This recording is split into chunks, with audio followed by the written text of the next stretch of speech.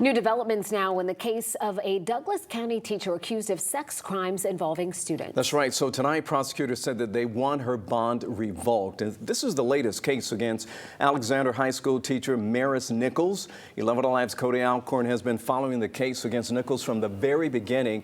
He joins us live now from Douglas County, the courthouse there. So, Cody, why do prosecutors say they want to send her back behind bars?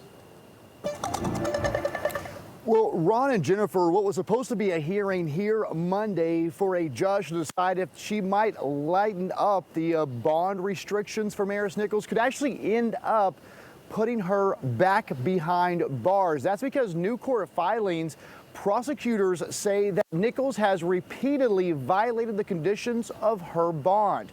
Now, as we have been reporting, she was first arrested back in May. She was initially charged with 2 counts of improper sexual contact by an educator. Now, a judge allowed her to post bond. She was ordered to wear an electronic monitor. She was also placed on house arrest. Court records show she could only leave her home for approved reasons.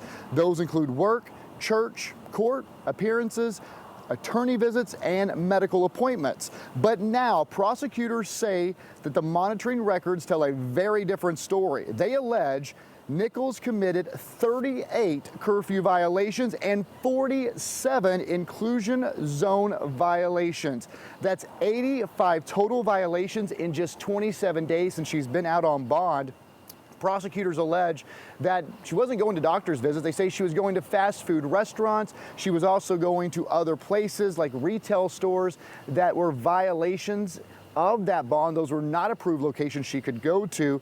They also argue that, these violations are concerning because this case, these victims are minors and they were her students, which that's alleged by investigators. Prosecutors now argue she cannot be trusted to follow court orders and they want her returned to the Douglas County Jail. All of this comes after the investigation grew from 2 initial charges where the DA alleges she had sex with a student in a classroom closet at Alexander High School and a second time in a driveway of a home.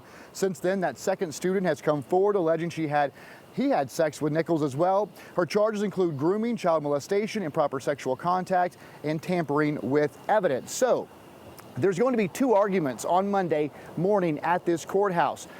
Her defense team are going to say, we want to lighten these restrictions. The state's going to come back and say, look, she has violated her conditions of her bond over and over. They want her thrown back in jail until her trial. So it's going to be a very interesting morning here. Maris Nichols will walk in these doors, but a judge will decide if she's taken back out in handcuffs and put in the Douglas County Detention Center. We'll be here Monday morning and we'll let you know what happens.